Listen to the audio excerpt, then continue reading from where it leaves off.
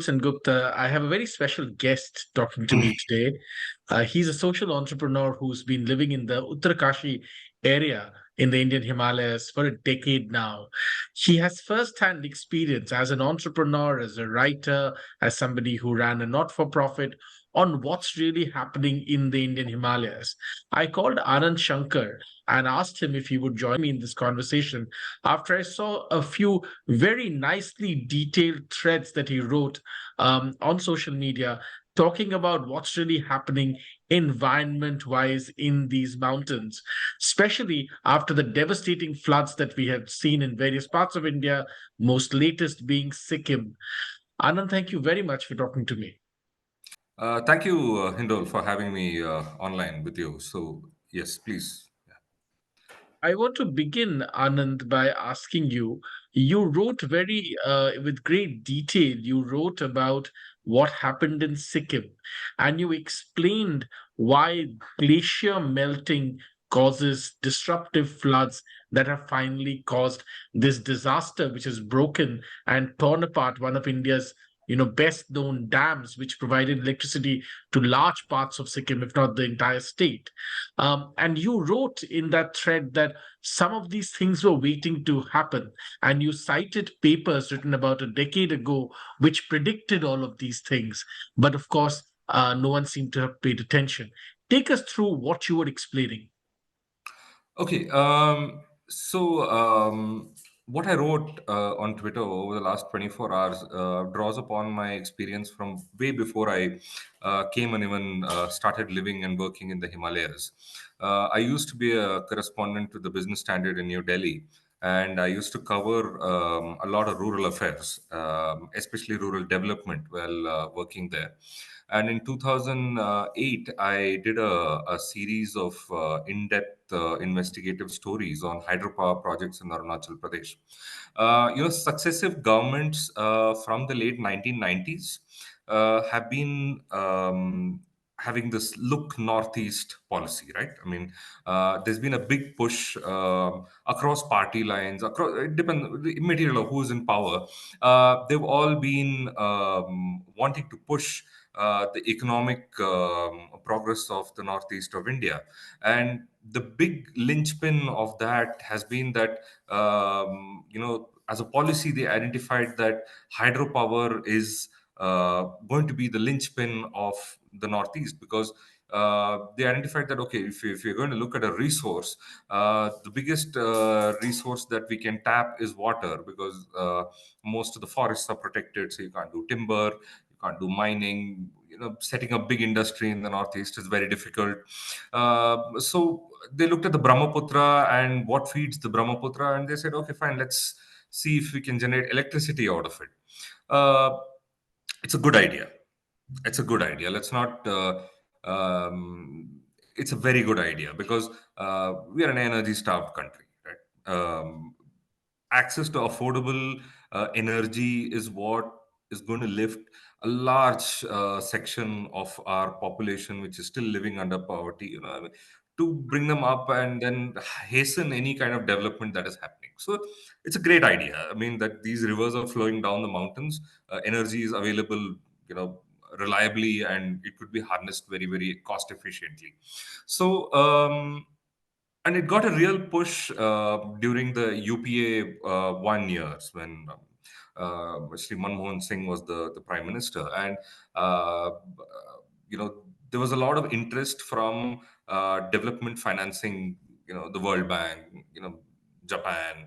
I mean, a lot of people wanted to, fund things in India's northeast, and the government had this plan ready, and they went.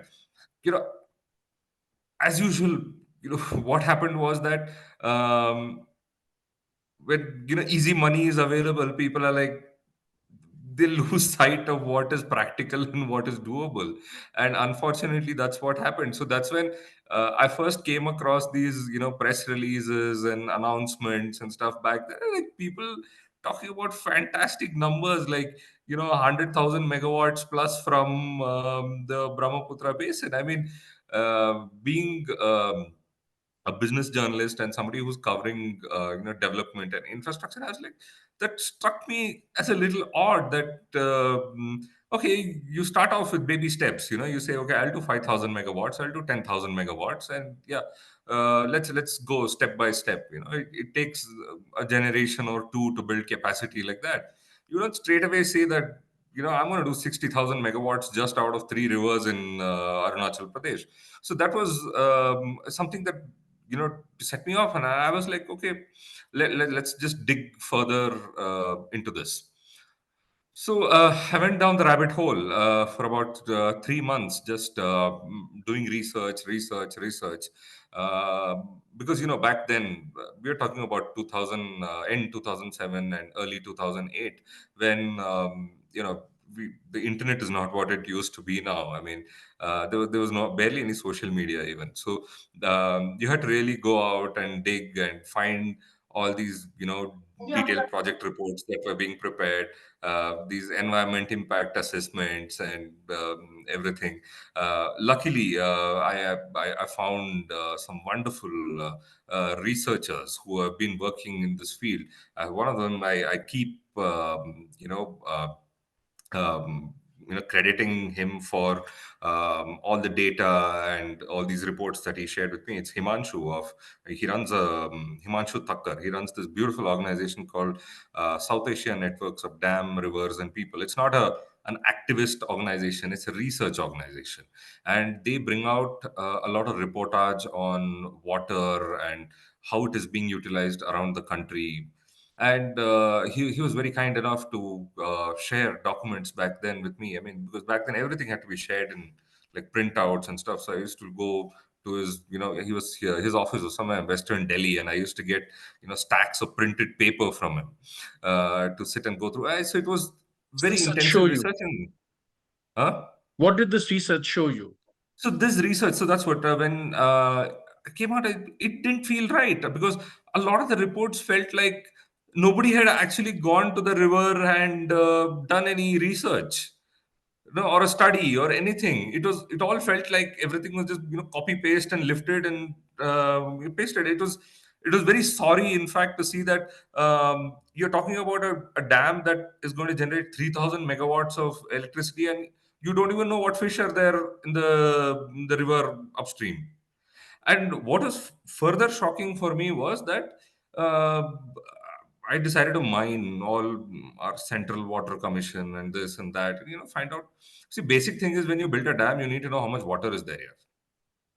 Okay, that's the fundamental data that you're working with. You need to know, if you're saying you want to generate 3,000 megawatt from a river, you need to be able to say that there's water enough to produce 3,000 megawatt, regularly, so that the dam is economically viable. When I dug that, I found out that nobody has data for these rivers. Some of these rivers, the data was only starting from 1993 and 1994, which was very surprising, because normally when you look at data for hydropower projects, you tend to look for data at least like 50, 75, 100 years old. Data, at least 40 years of data, and you know 40, 50 years of data. I mean, in that way, the Western Himalayas has been very blessed, because the Gangetic and the Satluj basin, during the British Raj itself, they set up a lot of flow meters and stuff. And so this area was quite well mapped, but the East, it wasn't. I mean, I'm sure you're from the East. So, till 1970s and 80s, you couldn't even go to many of these river basins unless you had like a huge expedition behind you. So nobody knew what was there, and we were building these big project, ideas. I was like, okay, let's go check this out on the ground, whether it is what it is. So the rivers are big.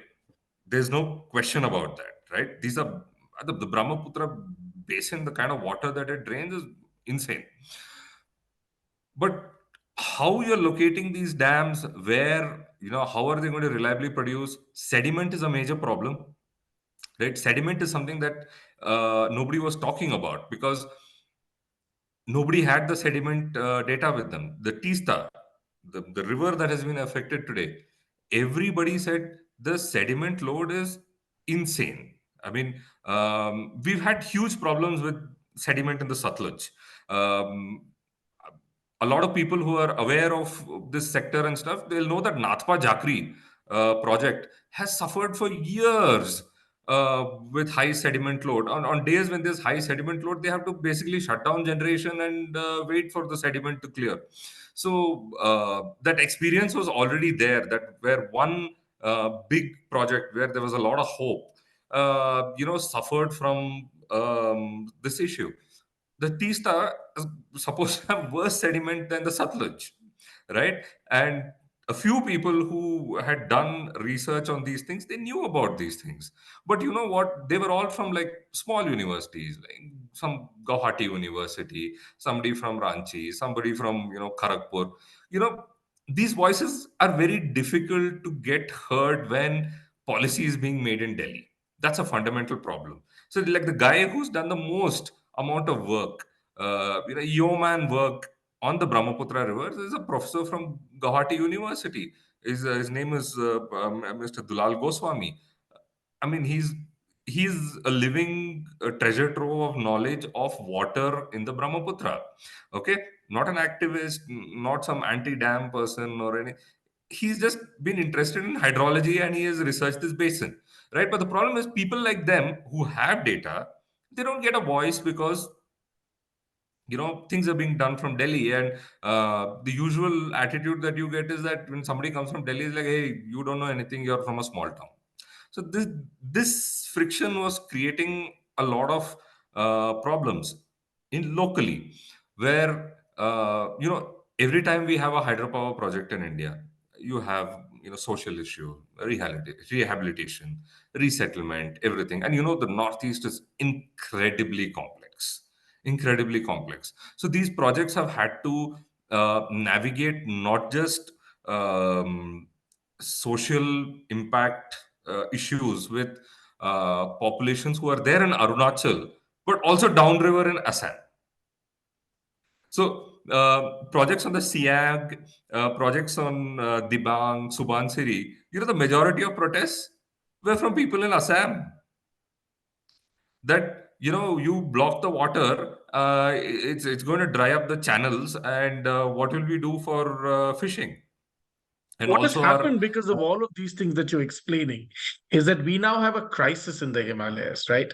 Talk to us a little bit about what, in your opinion, has actually happened in Sikkim, where one of the biggest dams, which produce electricity, as I was saying, for most of the state, has essentially just crumbled. Nobody, in a sense, apart from some of the papers that you mentioned on social media, nobody seems to have anticipated that this would have happened. Yeah, it's only people who are aware of the sector and these projects realize the magnitude of the loss. We've lost a 14,000 crore project. I mean, it's just mind-boggling to just try to wrap your head around it. It is massive. It is one of the biggest hydroelectric projects in India, not just Sikkim. How many thousand megawatt projects do we have?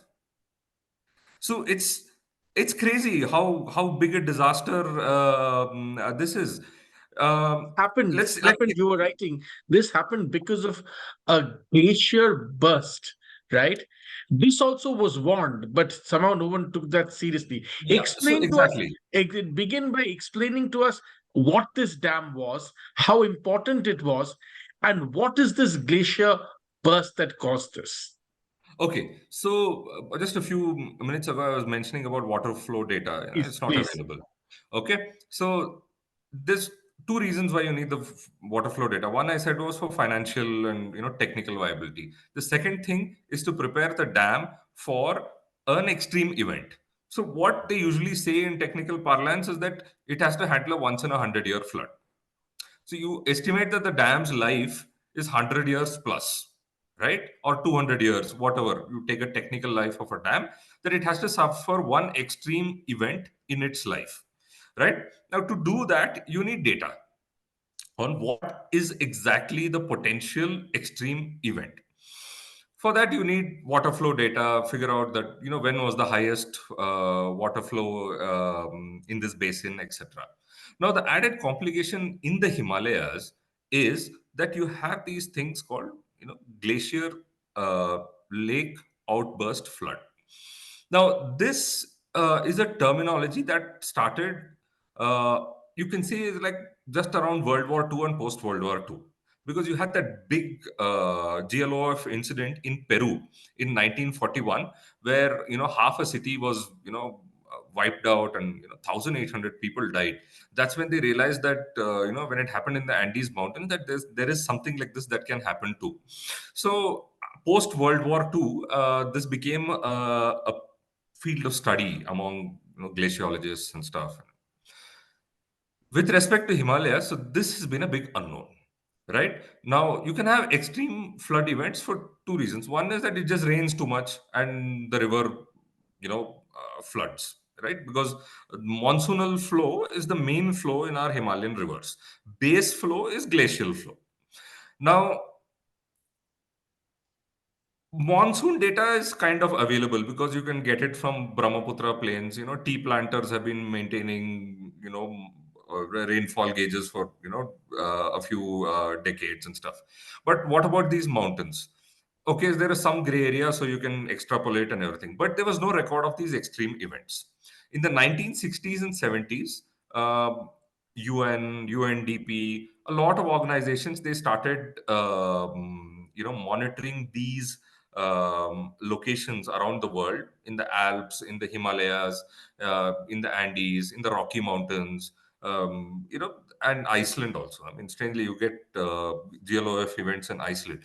So, to figure out where the main threat areas are. So, there they identified that Tibet, Western Himalaya, Karakoram, Eastern Himalaya are especially vulnerable. And also because none of these river systems had been understood by then. And when you had satellite images become available, late 1980s and early 1990s, so this became an even more advanced field of study. A lot more people started getting involved, and then they realized that, oh, there's something serious here. And by then, you started having events in Nepal. There were GLOF events in Tibet, and then there was a big event in 2018 in Pakistan in the Karakoram range. So all these events started becoming triggers that, hey, this is not just some thing that happened once, an act of god that happened in the Andes. It's something that can happen regularly. And we've also had the added problem of the glaciers receding. Now, climate change has become like a very, very sensitive, topic, especially in development circles and stuff. It's a very complicated and a nuanced discussion. A lot of things people don't want to admit that, there is something happening with the climate. Uh, Even if we leave things like how much it's warming, etc., out of the picture, definitely there is some change happening. Patterns are changing. There's a little bit of reluctance in accepting these things. You want to stay with the inertia of having old data with you. So there's been friction. So when I did my set of stories and investigations back then, I interacted with a lot of contractors, National Hydropower Corporation, everybody, and I asked them that, listen, guys, nowhere in your planning for extreme events you have included JLOF. How is this plausible? And everywhere the thing was, "Arey, we've all catered for everything in the data. Our data is robust." I mean, that was the reply, because nobody knew. A GLOF event had not happened in India at a measurable scale till now, so nobody knew what it entails. So that's why what has happened with the Tista now is a very, very good wake up call.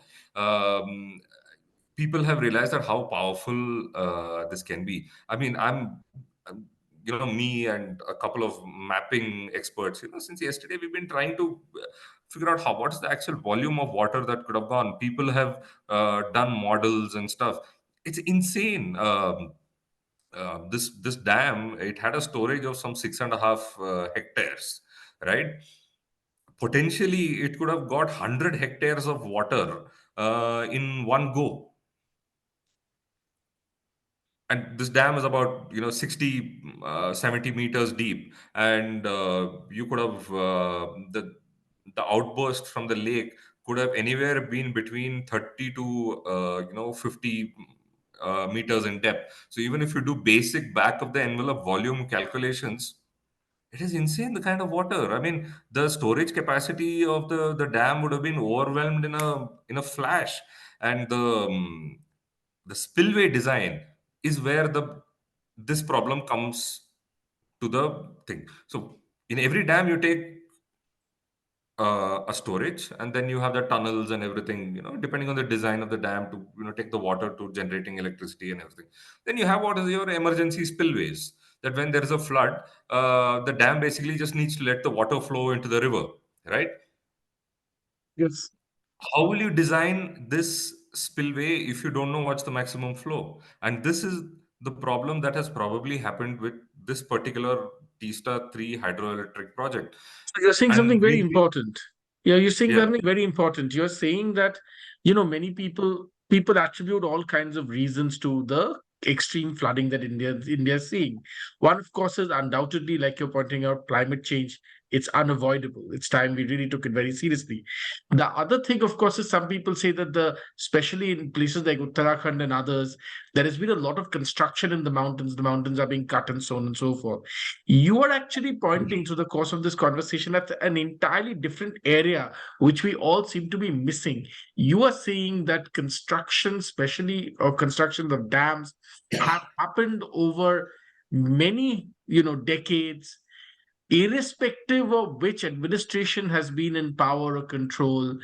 Fundamental data analysis has been weak. Therefore, when these constructions have happened, they did not take into account certain aspects that they should have taken into account. And now that these scenarios are coming true because of climate change and other reasons, there is nothing to protect us. It's a bit like the sewage system in Bombay, isn't it?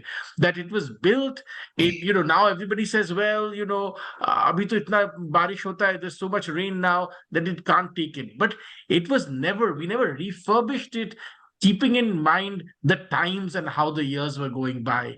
That's broadly what you're saying, isn't it? uh, Partly, but main thing is that these are design flaws, that where you did not engineer it to an extreme event like this particular Tista 3. A lot of people, since yesterday, we've been trying to find the spillway discharge data. That data is strangely not available. It is not available with the CWC. It is not available with the operator of the dam. It is not available with the guy who built the dam, the contractor who built the dam. So nobody knows how much that spillway was supposed to discharge during a flood event, whether it was sufficient. That data is not available. Now this is a very bad thing, that it's a critical piece of data for a dam, that you need to know what is the emergency discharge capacity. I mean, like, how much water can it let out? We don't know for this dam, right? And if you see the pictures, it's really shocking that one rock literally looks like it has blocked the entrance to the spillway. I mean, if you see the pictures that came out yesterday of the dam, you'll see one rock that is basically just jammed, and the size of the rock is just phenomenal. So uh, it's just whether it's just a freak incident where a rock blocked the spillway, or the spillway was just not geared enough to handle this kind of flow. So nobody knows. There has to be, I hope, an objective investigation into this, because the amount of Fundamentally, resource the that's been point lost is very huge. is huge. Fundamentally, the point still remains that even when at the basic data level, things like glacial outbursts and stuff were never calculated. They were never baked into the original data itself. So let Correct. talk to us as we come to the end of this conversation. Talk to us a If I little bit. explain it in an urban context, it would Yes. simply mean that you build a flyover in ashram without Yes. figuring out how many cars are going to use it. That's That's it. wonderfully put. Yeah. Ashram, of course, is in Delhi and one of the most busiest intersections of Delhi. Um, Talk to us a little bit about what's happening in the rest of the Himalayas. Uttarakhand is seeing terrible floods. Himachal is seeing terrible floods. A lot of the construction that's happening there is actually getting wiped out when such a flood comes, right? Roadways that are being built, historic levels of, tunnels are being built, roadways are being built, highways are being built. And some of this is getting wiped out essentially when such a flood happens. What's happening? You've lived for a decade and you have an outsider perspective to the Himalayas. You've lived there for a decade now, but you're not originally from there. So you've really seen this step by step. What, in your assessment, is going on in the Himalayas? Why are they in such crisis? Mm, I wouldn't see the thing is that it's again a very nuanced debate. Having lived here for a decade, I do realize that how important good infrastructure is for us to even be economically competitive with the rest of the country in a minimum capacity, right? Currently, nothing that is produced in the mountains can compete on cost with anything from the plains simply because our cost of logistics is too high. So we pay 2 to 2.5x the cost of logistics to what it is in the plains. So we need better roads, right? Now, the problem here is this that how fast do we need the roads and how big do we need the roads? Where I would like to pin the blame right now on what is happening is that we are trying to build too big of a road too fast. That we are not, stopping to just assess that, hey, you know what? Can we just wait for a year, study this little place a little better before we cut this cliff to build a road? That is where we are making a fault. This is, this debate tends to go into extremes where Please. one end you have people sitting and saying, oh, you shouldn't touch the Himalayas at all, just leave it, right? And the other side, the government is like, no, no, we want to do everything. Both are a problem. They're leading to their own issues. You just need to take it a little slow and not have time pressure and stuff, because we are not right now calculating the cost of these damages. Like, for example, in Himachal, I hope somebody is going to go dig around with National Highway Authority of India that, you said you built these roads in certain amount of budget. Now, you've had like 60-70% damage on them, right? And now they have to be remediated and relaid. So what is going to happen to these costs? These are not toll roads. These are not your expressways that you're building in the rest of the country where it's going to be recovered And by toll. earning. Yeah. Yeah. So if you're going to these roads are going to cost 3x, 4x, 5x. By the time they are stabilized and they are useful, whom is it useful for? So this is the crisis right now. I feel is that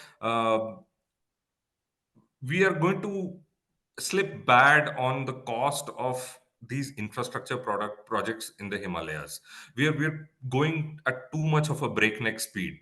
That is where I would find fault. I wouldn't want to question development choices because everybody wants better infrastructure. The central government wants better infrastructure for its needs. Local people want better infrastructure. I live alone here 200 kilometers away from the nearest hospital. So I mean, god forbid, the day I have to be evacuated in an ambulance from here, I know what kind of things it will entail. It is really bad situation for local people. So that is why this debate has to be handled a little nuanced. I mean, it's Well not said. something yeah, and a lot of people don't get this. Very well said. I think you gave us a very balanced perspective because, as you said, all these conversations really take radical, extreme viewpoints come out in these conversations. And because you have an insider outsider perspective, I think you have a very nuanced perspective to this whole thing. Last point. What's going to happen now that the Tista Dam is gone? Give us in a minute your assessment of what we have lost and whether something like this, a glacial outburst, could happen again. See, this dam which has been lost, the sanctioned budget was 5,700 crores.